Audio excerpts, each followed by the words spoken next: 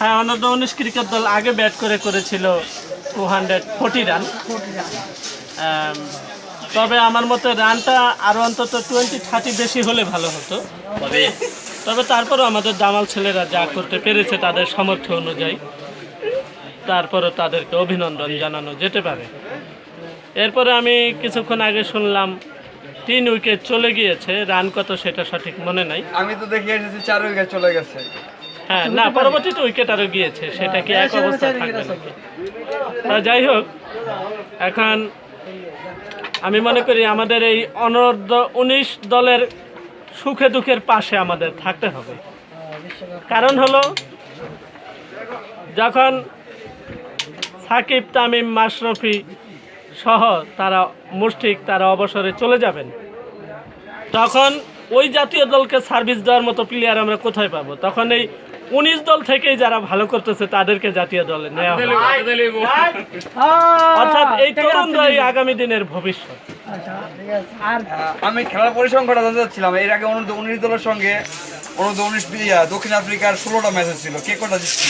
না, এগুলো আমার জানা নেই, এগুলো না জেনে মন্তব্য করা দূর। আর বুড়োটি কি করবো বর্তমানে বুড়োর জন্য সাবেক দল?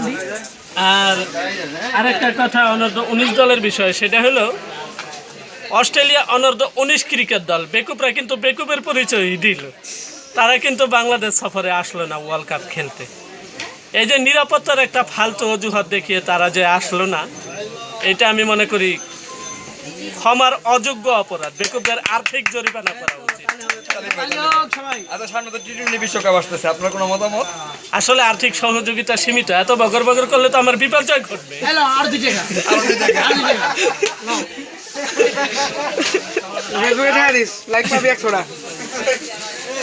যাই হোক,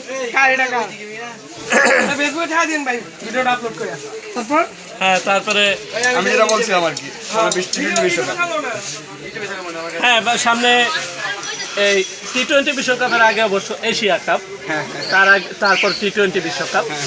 তো আমি মনে করি T20টা এখনো আমরা অনেকটা কাঁচা, এটা দুঃখজনক হলেও আমাদের মেনে নিতে হবে। তবে আমি ওই যে 10,000 টাকা কাঁচা বলে যে সবসময় কাঁচা থাকবে এমন কোনো কথা না।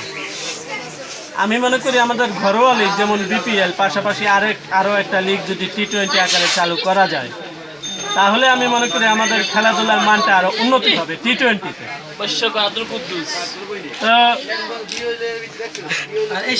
দেখা যাক আমরা